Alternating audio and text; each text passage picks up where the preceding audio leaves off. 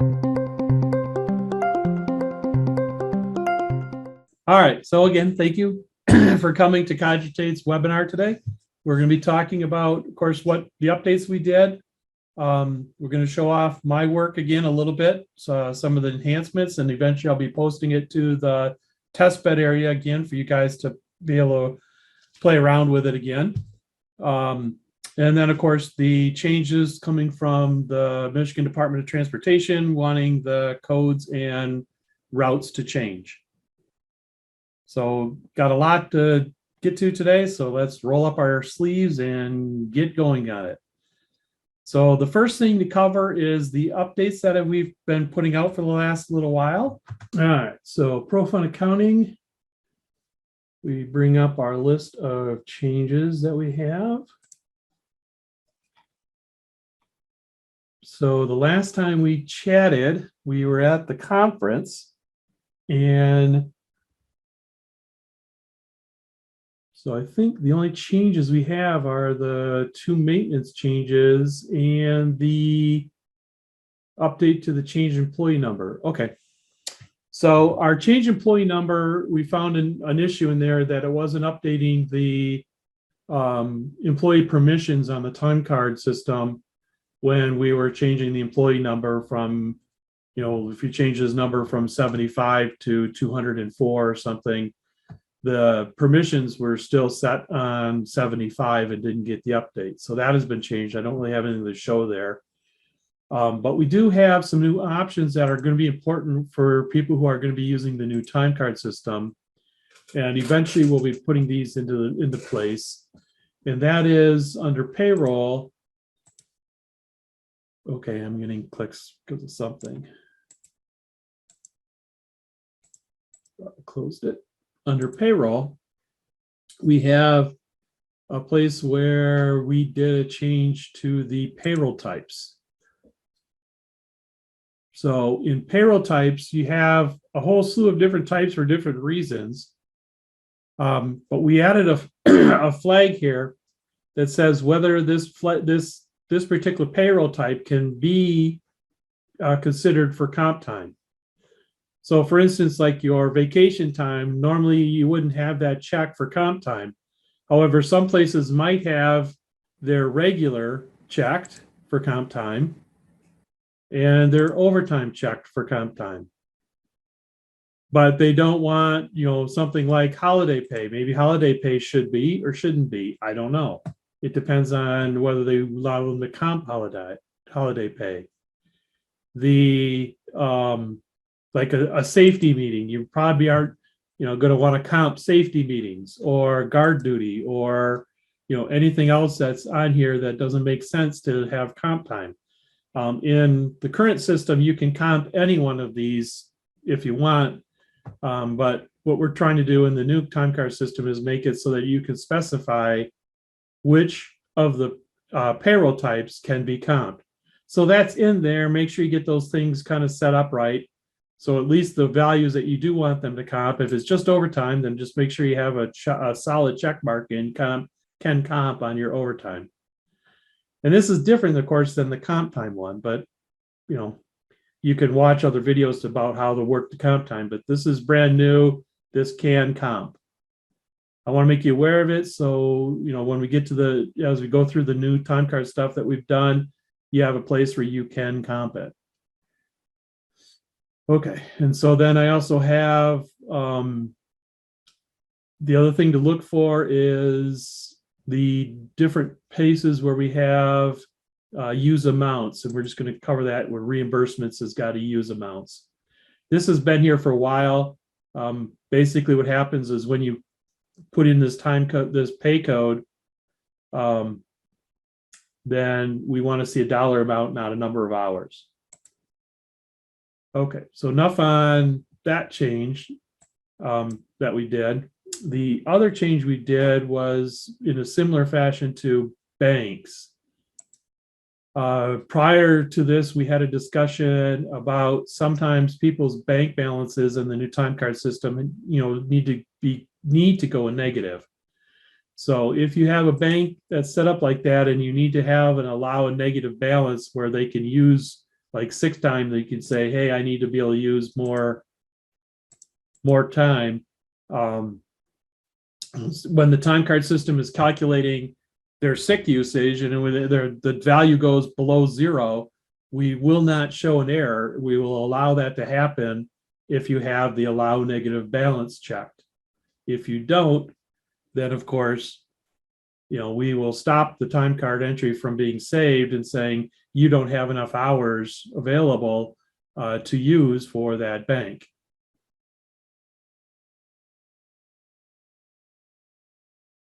All right, so I'm going to take a quick break for questions. Post them to Paul.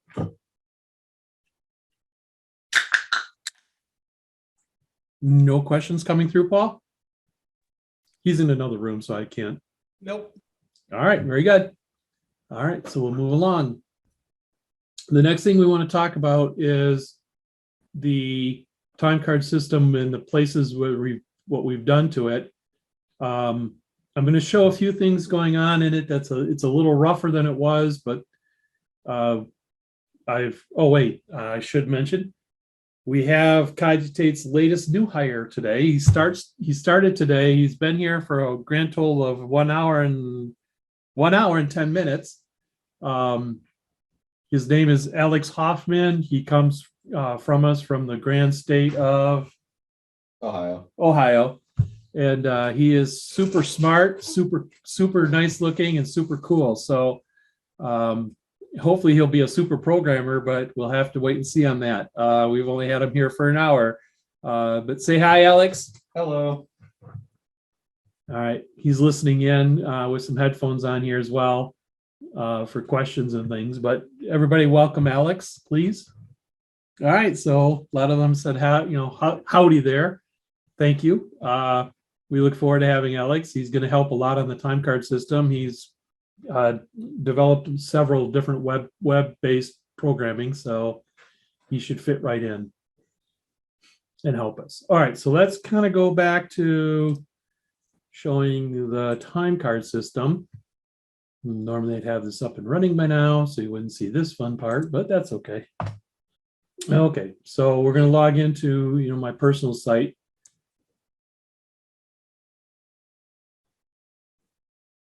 All right, and we're going to go to, let's just go to a new day. So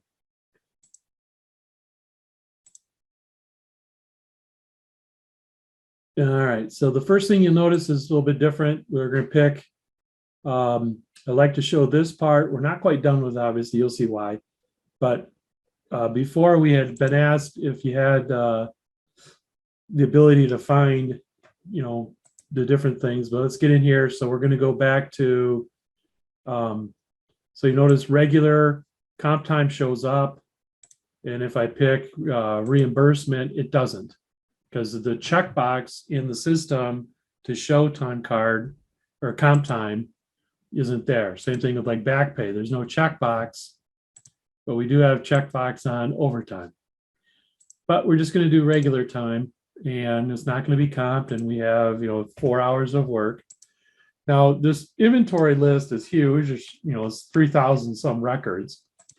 But somebody asked us if we could put something together, and this was our response on a way to find some inventory a little easier. So this comes from kind of a combination of codes, categories, and the finder. So let me go back real quick to bring up some inventory here. Yeah. So if we go in inventory maintenance and we come into, you got the category and the finder. So like this piece of equipment here, this AC spark plug would go under category of parts with the finder of spark plug. Now, if some of these, if you happen to have the same name for the category and the same name for the finder, it combines them and says that's just one level. So if this just said, finder, but you can say spark plug, let's edit that. You can say spark plug and you can put a slash in and say, I don't know, what is this for? This is a AC spark plug. So you can say AC. And you can keep putting slashes in here for different levels. And I'll show you what that does to the system. We'll go ahead and save that. So then if we come back to the time card,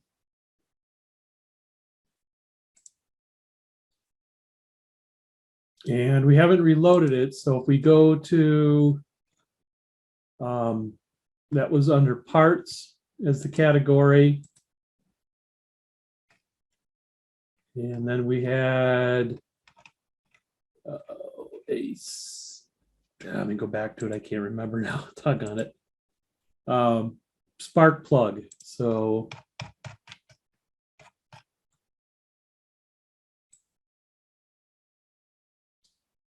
if we find it the hard way, which is with scrolling. So on a phone, this would be a lot with your finger scrolling up and down. So we go to spark plug. There's our AC spark plug.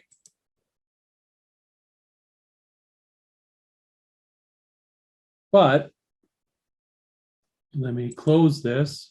And since if I reload it,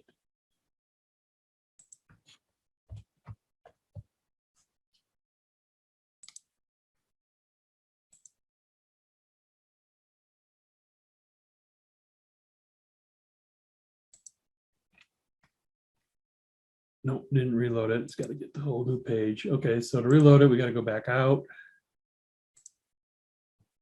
Go back in.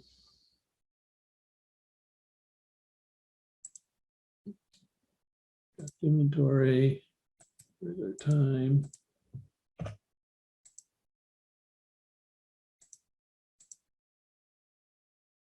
Okay, so if I type up here, this is a filter. So I can just filter and get only the things that have the word spark in them. Now it can have the word spark in the Finder code, which is the Finder description, which is this one in bold, or it can have the word spark in, okay, here. Here's that AC that I just did on that one spark plug for the 30. So you can kind of see how it's going to work to be able to find things a little quicker. And then the top part lets you filter it down. So then once you highlight one, that's the real one, you can click the apply button and there's the spark plug right there on that screen for what you selected. So it's not, it's not totally done yet. There's some issues that we're trying to work out with it, and hopefully Alex will be able to help on that. And here, you'll notice a few things that have gone on. We're going to be adding a button here to, if you have equipment that's in your attachments, we're going to have a button that will allow you to update all of the equipment hours with a single button here to equal whatever is in this hours.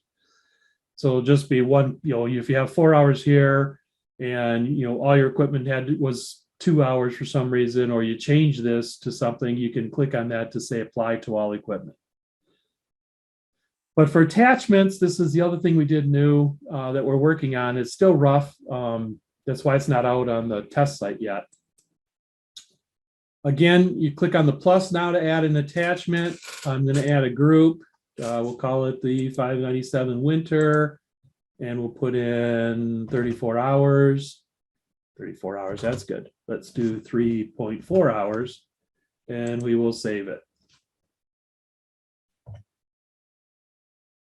Okay, so these are the 4 pieces of equipment that were in that group, and then I'm just going to add one piece of inventory so we can see the difference. And again, we'll have a finder here. We haven't added it yet. That will do the same thing as the finder that was here to be able to find a piece of inventory. And we will put in 4.3 for the inventory. We will save it. Okay, 4.2. All right. So here's our list of the applies. And if you click on one, you will notice the change here. We show what you click on, and we give you the ability to change what that inventory value is. So this being a bulb, it wasn't really 4, it was just supposed to be 1. You can click apply. Yeah, these are just, hang on, those are just breakpoints that help me know what's going on. So it changes it to 1. Quantity changes to 1. And of course, none of this is saved at all until you save the whole time card. So we'll go ahead and do that just so that it's been saved once.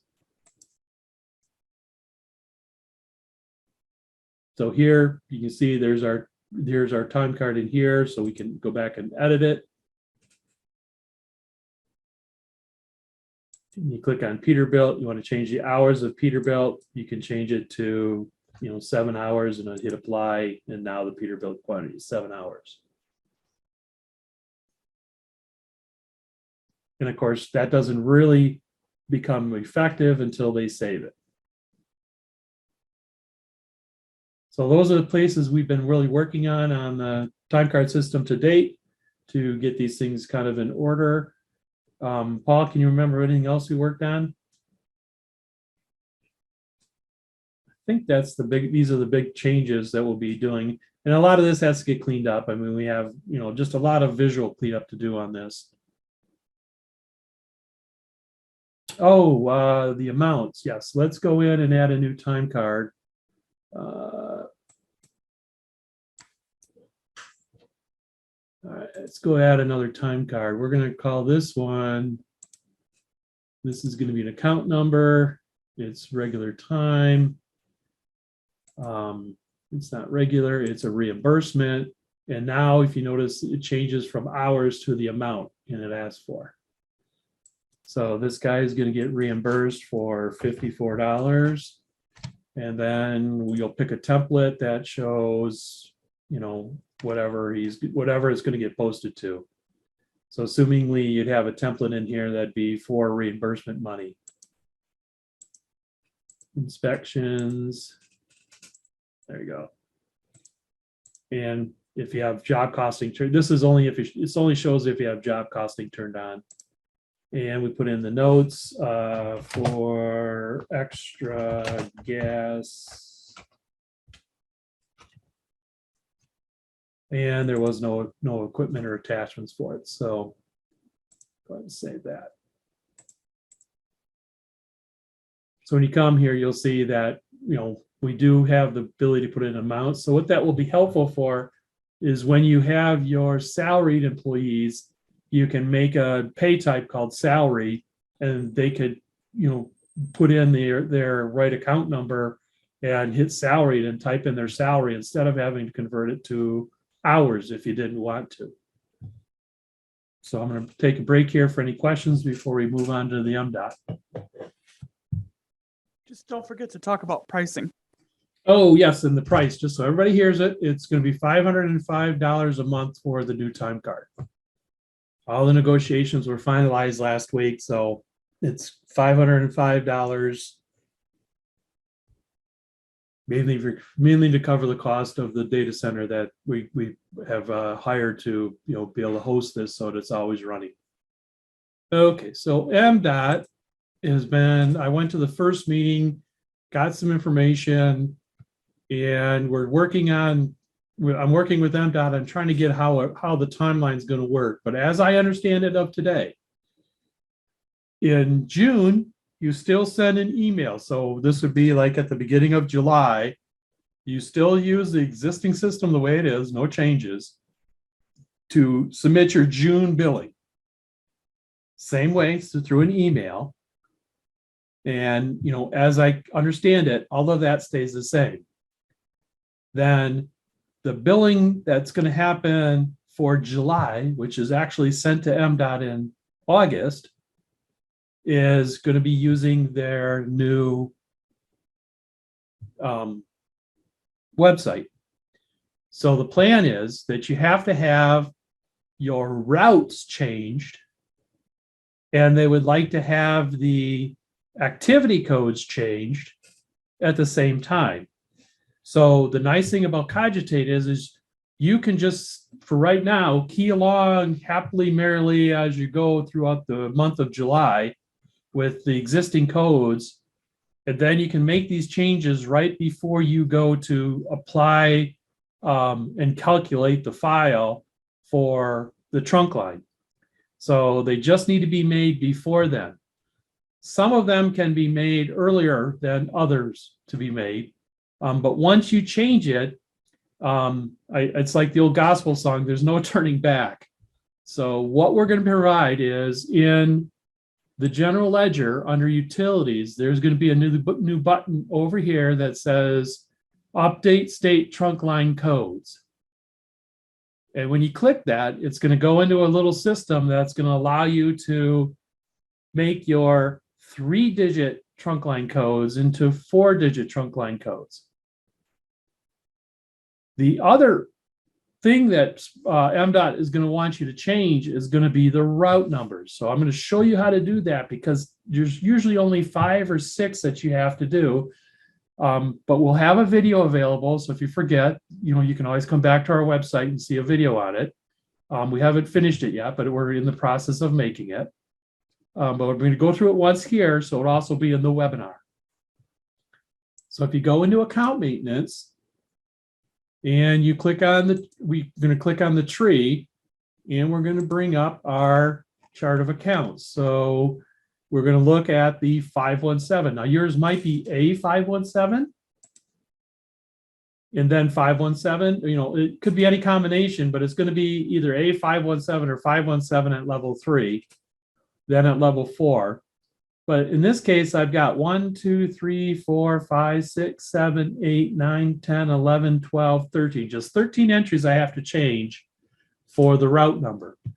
And the route number is at level 5 of your state trunk line account number.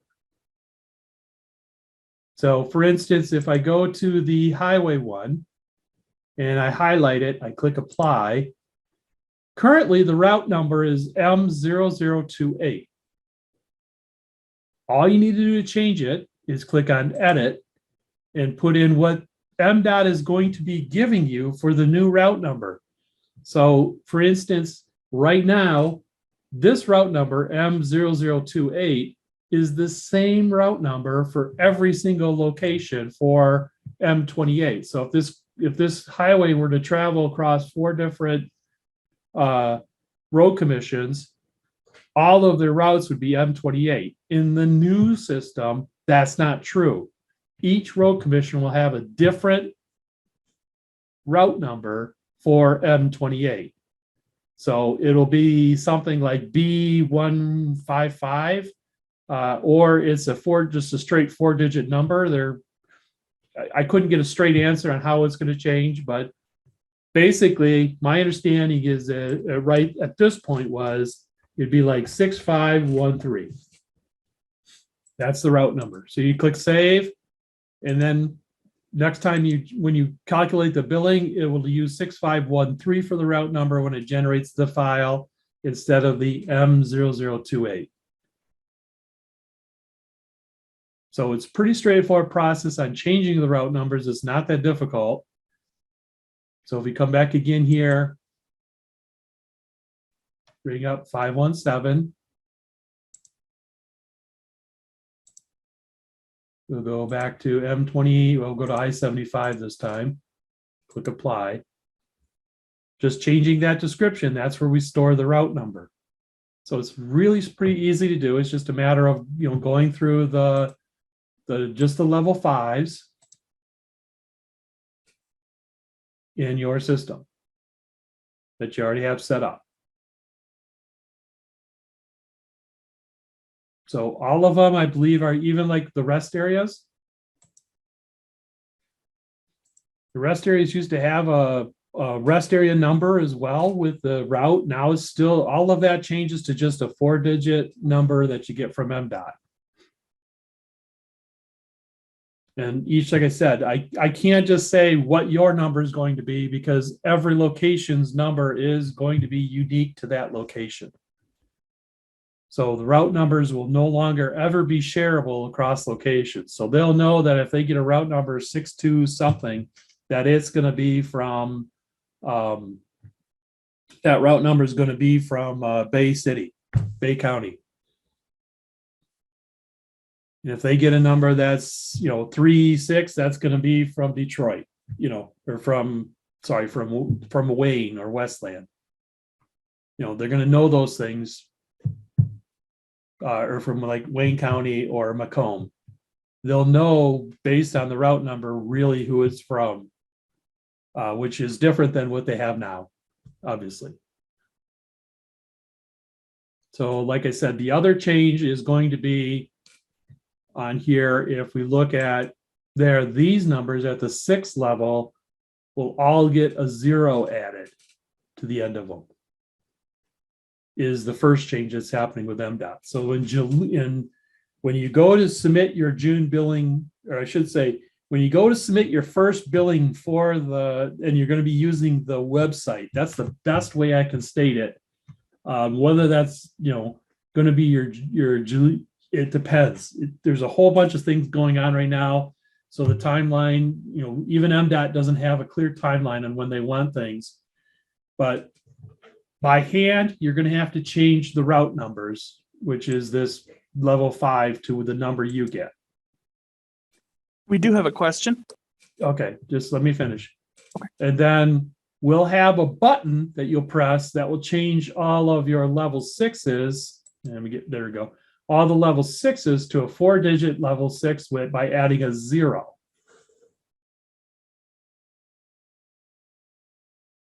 And then the final change that MDOT's proposing, which is supposed to take effect October 1st. So this change needs to be implemented by the first day of October, and data needs to start posting to it. And that is, certain of these codes will be retired. I'm going to use as 109 as the example. 109 is going to be retired, and there's now going to be 4 new numbers. So what's going to look like in here is under your 028, in this case, you'll have there'll be a 1090 here, but we're asking that you would, apply that and then retire that one.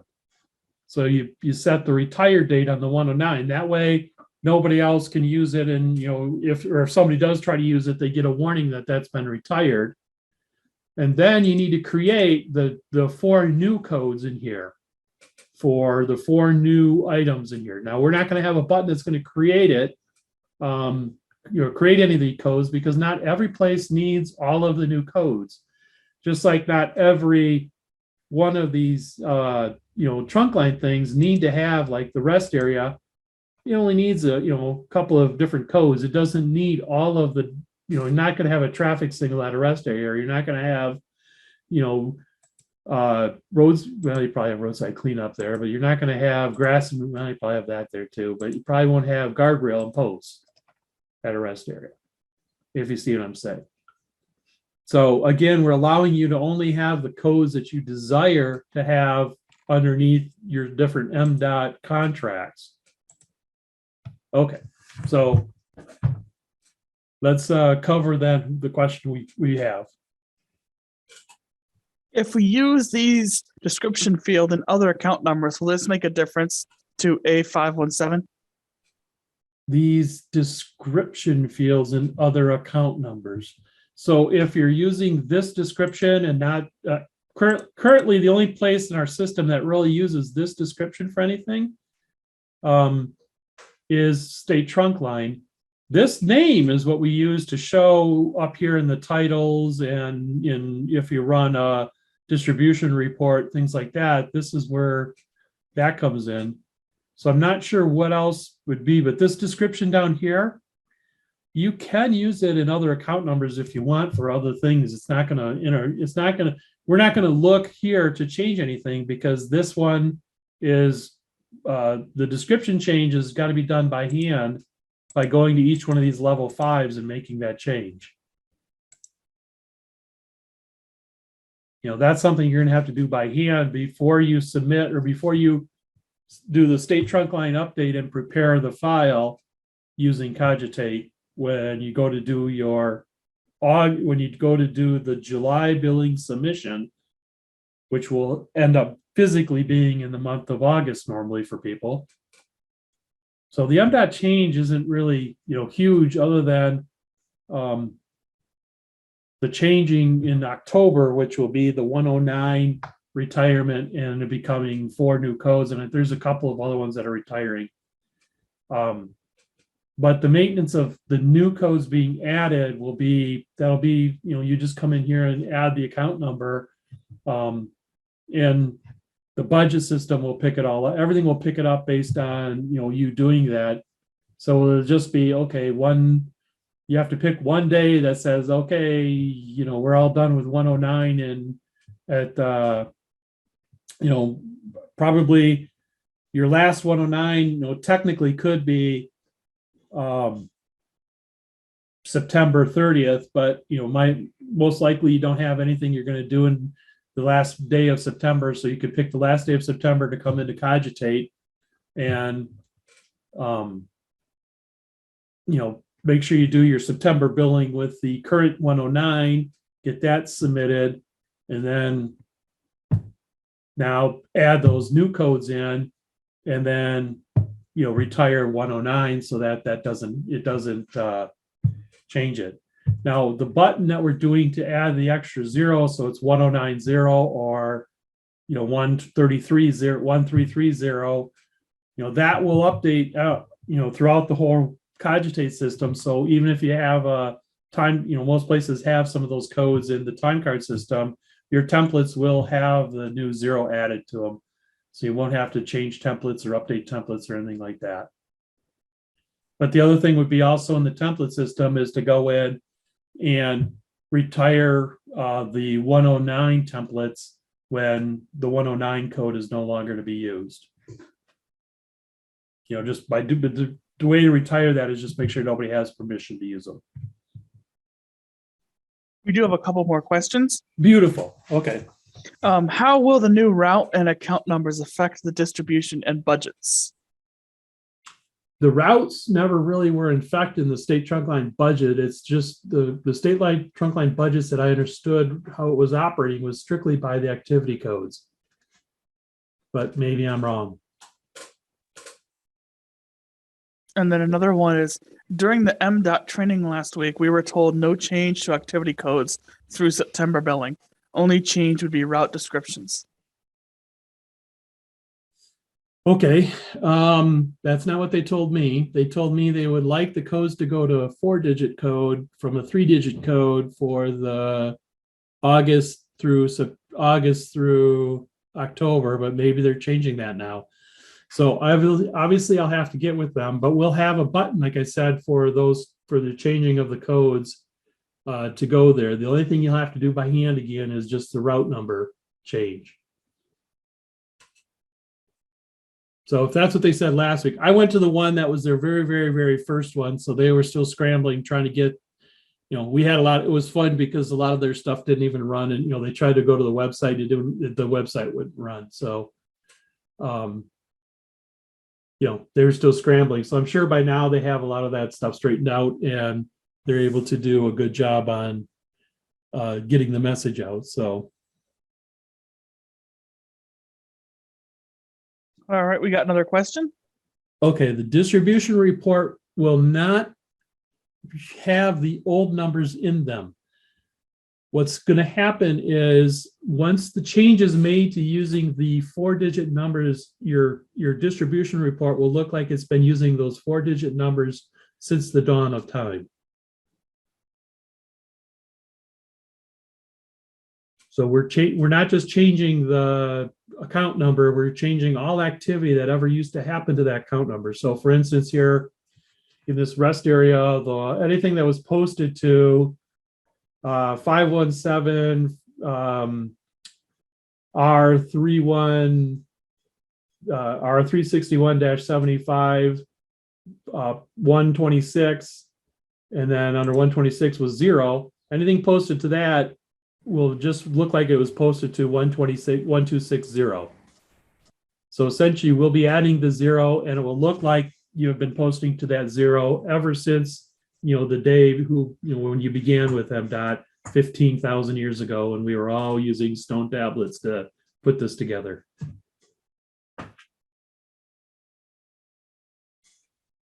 Except for archive databases, that is correct. If you go back to an archive database, you will not see anything show up in the archive information. It'll still be 109, it'll still be 133. But not too many of you have archives. Some of you do, but not too many. But in your active system, it'll all show like, it was done from that day forward.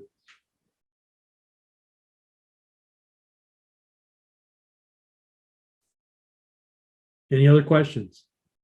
I know it's a scary thing. I know there's a lot of changes and it's like, I don't know, but you should be able to contact us as we're getting closer to those timeframes. And like I said, I haven't gotten through my emails this morning to see if I got anything from Mdot that's talking about the new timeframes and the new numbers. What I'm wondering and what they're saying with those numbers is a little different. They don't want to see the new 109 replacement code numbers until October 1st. That I do know. But I don't know about going to the 4 digits. They seem to indicate to me they'd like to have us start submitting 4-digit account numbers as soon as the July billing is to be posted. Well, essentially, as soon as you start using the website, they'd like our postings to have the 4-digit account numbers, but I'll verify that and let everybody know. I'm going to have a separate webinar as time gets closer. Well, actually, I'll probably schedule a week of webinars just so if you can't make one day, there'll be another day you can make.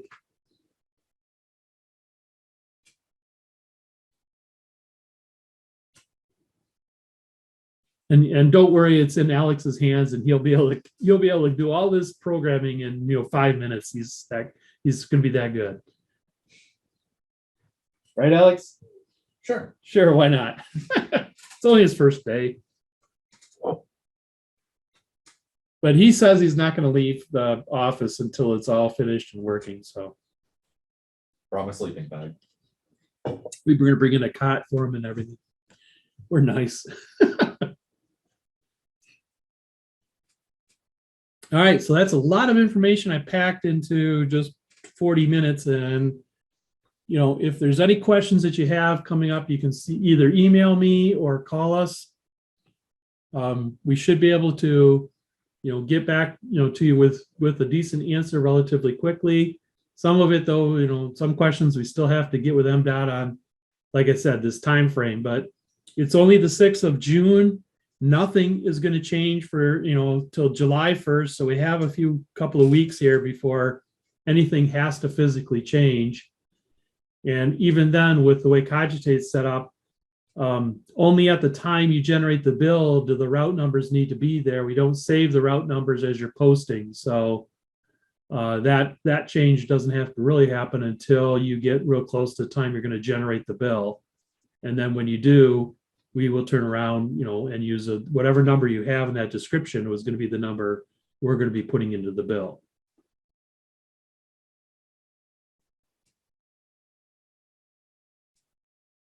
All right, is there anybody else got any other questions before I end today? We thank you for coming. Tomorrow or the next webinar will be the 11th because the 4th of July is next Monday. So I don't think anybody wants to stop eating their hamburger or cooking their hot dogs on their grill for the 4th of July to sit there for a webinar with us. So, everybody will have a good 4th, and we'll just see you again on the 11th for the monthly webinar. But like I said, we will probably have some ones once everything is squared away with Mdot and they're not going to flip-flop on their decisions or change anything, and we're all on the same page. We will have a series of webinars again. There'll also be a video on how to change your route number. So if you forget, there'll be a video available. Mdot's going to have a copy of that video so that they can send it to you if there is an issue with anything we got. So that should be all. All right, everybody, have a great day. Work on trying to relax about the Mdot stuff, and then we can, like I said, we'll make sure everything works smoothly. Have a good one. You are now working smarter with Pro Fund Accounting.